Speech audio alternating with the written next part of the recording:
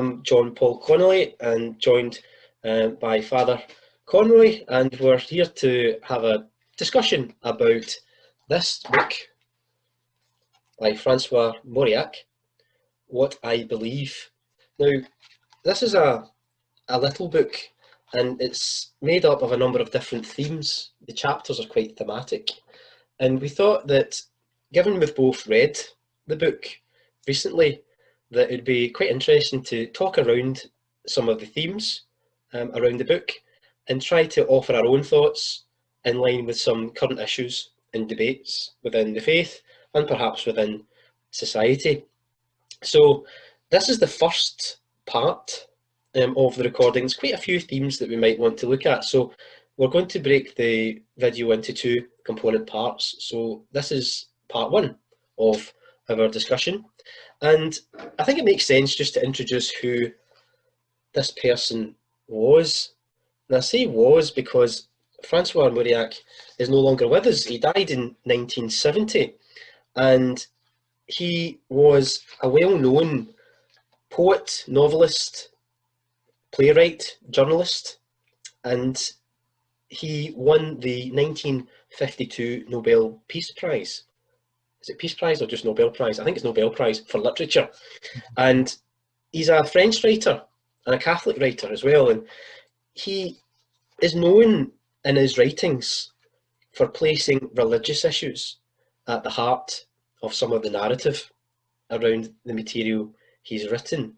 And he's often dealing with issues around how each of us and his characters in his writing deal with the problems of sin, grace, and salvation. And his overall argument, if you like, or reflection, is that fulfillment can only really be achieved fully through God. And for us, I think this is quite a good opportunity to reflect on some of the themes that Mauriac highlights in his book. I'd encourage you to have a look at it because it is quite a short, accessible book that highlights quite a few themes that are relevant to today. The first theme that we're going to offer some reflections on from the book is this theme of the light. So Francois Mauriac talks about the light, and as part of a faith journey, he often thinks about his own life. And he is thinking about his own life because the book is about him, about what he believes. And he talks about how his faith journey is such whereby he decided not to reject the light anymore. And in some ways, this is quite an important theme for people on a faith journey because there's some point, isn't there, where you've got to make a decision as to whether or not to reject the light or accept the light into your life. Father, what was your kind of take on this theme of the light within the text? I think for me, what came across quite strongly was this man, Francois Mauriac. He was part of I suppose, an elite in French society, a cultural elite. And in that first half of the 20th century, it was a very traumatic period in European history with the First World War and the Second World War, but it was also a time where existentialist philosophy was very powerful. People were trying to understand reality, their existence, in terms of their experience. And a lot of the intellectuals of that era had rejected faith, had rejected Christianity, and had opted for a more materialistic approach to their life, to what they were experiencing. And I think Mauriac also at one point felt drawn to that because of this difficulty that I suppose many people have in finding an explanation for why we exist and how we exist.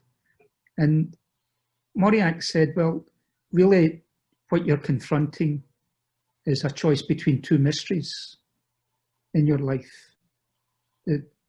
Science offers explanations, but there's so much that science doesn't explain, so much that science can't explain, and even within its own discipline, there are many unknowns.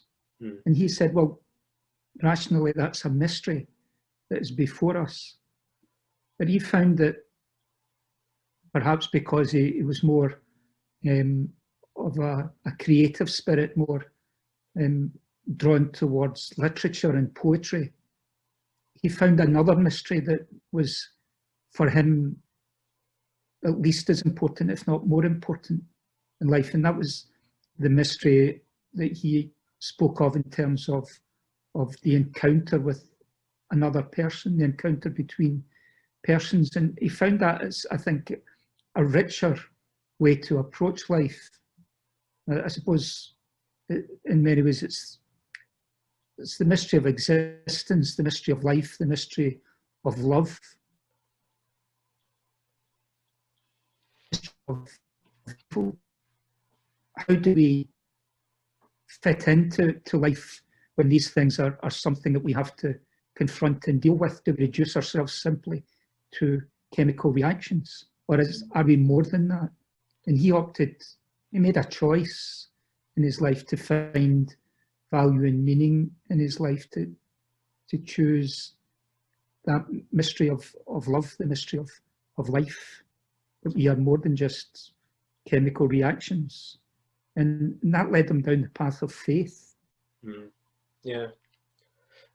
And I kind of took something similar from it when I was reading what he was saying about, accepting God into his life.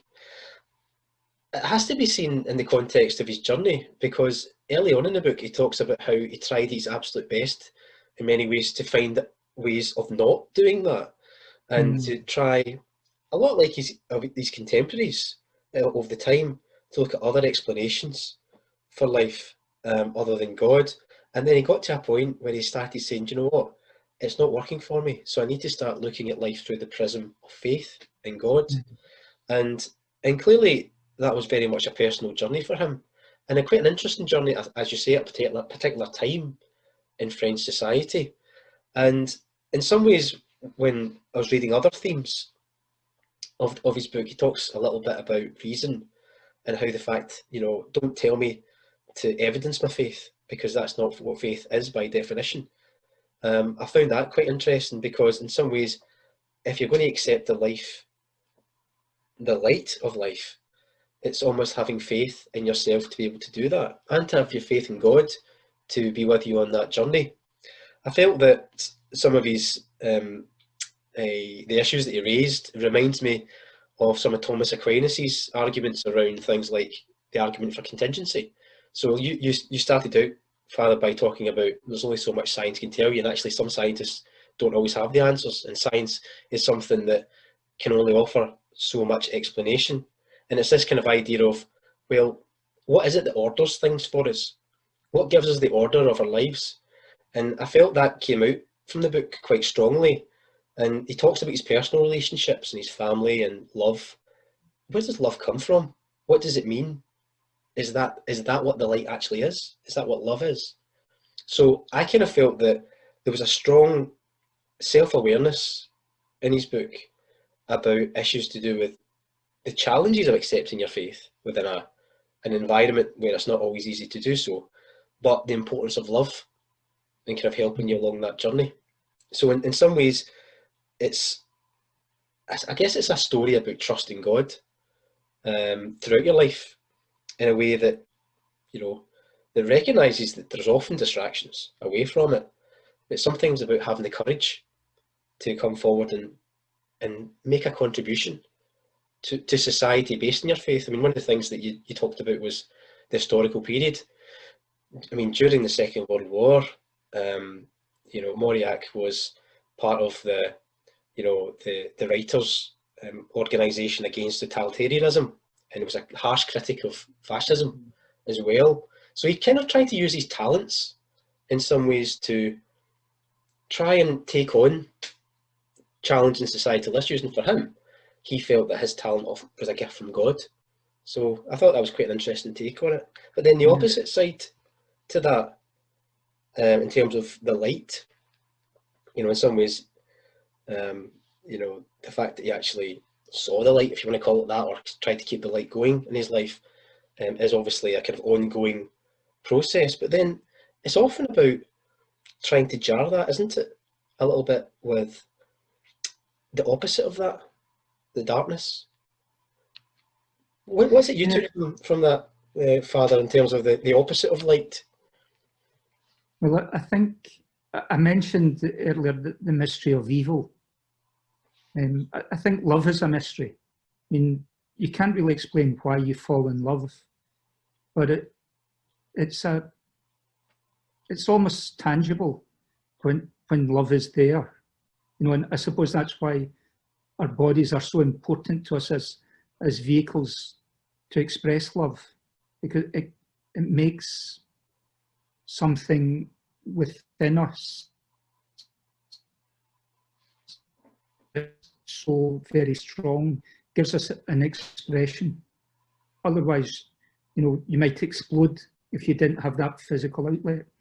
And I think it's a strange thing, it's a frightening thing, I think, when you touch evil as well, because that also is something very tangible. And I think, Mauriac living in that period of the 20th century where there was in the totalitarian states where, confronting the Nazi ideology and the Nazi practice, there was something tangible. Evil was tangible there. And I suppose in communism and in Russia, what it did, or the killing fields out in Cambodia, there's something there that seems to go beyond simple humanity. Okay, as human beings, individually, we're capable of terrible things, and we do terrible things. And is it just when it comes to a state doing terrible things, or people with power? Is that all it is? Is it just human nature gone awry, or is there something more? And I think every so often you can't touch evil. You get the sense there is this mystery, there is this darkness. And I think part of the journey of faith is about, in some way you touch the light, but also in some ways you touch the darkness. And you sort of say, well, which way do I want my life to go? What do I want it to be part of? Do I want it to be part of what the light seems to be offering me, that, that experience, which I suppose is an experience of joy and hope and just life. The experience of evil is something else, I think. In some ways, it's an experience of power, because evil does seem to be very powerful. If you confront somebody good with someone evil, very often you find that the evil person resorts to violence. There are all sorts of other things at their beck and call that can force their will on other people. So it's just, and I think faith is sort of saying, you see it a bit more clearly, and you decide which way you want your life to go. I think that's right. I think it's also, excuse me, it's about the kind of external forces. You're talking about fascism and that kind of almost intrinsic evil that you see through that. But there's also that kind of internal struggle at a personal level that you touched upon. And, when we talk about evil, it's quite a fascinating topic. Personally, I think God's more fascinating. So I'd prefer to talk more about him than the devil or evil. But I think you've got to recognise it. And, in the book, Mauriac uses terminologies like demon. So trying to avoid the demon of your life. And in some ways, I think for a lot of us, terminology like that, is the type of words that we might see in the movies, Yeah. in Hollywood, and it's not, the Exorcist film. yeah. So I mean, people talk about that to this day, don't they? But remember, that was based on a true story, and the church does have official exorcists. Yeah. So the church does recognise the existence of this personalised evil that we call the devil, or Satan, or various other names. And I think, you can experience the evil where it is almost personalised. And I think one of the things that came out of the book, I felt, was trying to guard yourself against that is important, and not putting yourself in spiritual danger. And what are the ways you can remain spiritually healthy? So prayer is obviously one, isn't it? Accepting God, engaging with the Eucharist. These are obviously in the Catholic Church. That's what is taught to us, isn't it? I think there is this basic recognition within the church of our frailty and human weakness. And I think when we deny that, we deny it at our peril. Not just as individuals, but as humanity as a whole. If we think we're omnipotent and we can do anything we want, I think to some extent that's what we've been doing for the past 100 years or so, and it's getting us into deeper water and trouble. So I think, spiritual care, you have to begin by realising that God is God and we're not. So, the worship has an important part to play in our psyche as human beings and our health as human beings. I think too in our society, our modern society, where this notion of what it means to be an individual has got to the point where it's an expression of my inner feelings. And the trouble is, if our inner feelings are bad, if they're depressive, then that's who we are. And I think we see that a lot in society, where depression and things like that are becoming much more commonplace. But it's because people don't have a proper understanding of who they are. And faith is something that can help us with that, I think, because it makes us realise, yes, we are weak, we are frail, we're not perfect, but we've got this grace that is given to us, and we've got this love that is given to us by God to sustain us and help us to grow.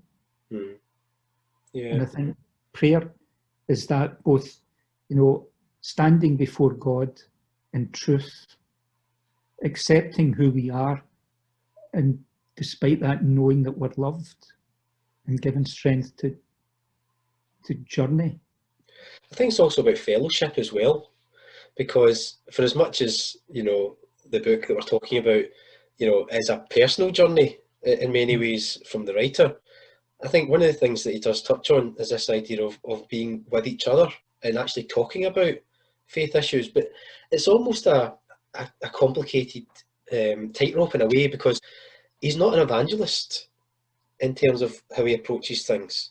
No, he was very reticent about his faith, wasn't he? He was. And I think, is there something to be said for that? So not kind of putting your faith on your sleeve too much? Yeah, I think if we live our faith, if we are, in terms of those commandments that Christ gave us to love God and love our neighbour, if they're there, then I think that's the best that we can do. What's it? St. Francis of Assisi, when he sent out his disciples, he told them to go out and preach Christ to people. And he said, if you have to use words. So in other words, the greatest witness to Christ is what it's done to our lives. Yeah. Yeah, absolutely. And I think that spiritual self-care can reap so many benefits for other people as well, not just you. in terms of how you interact with others as well.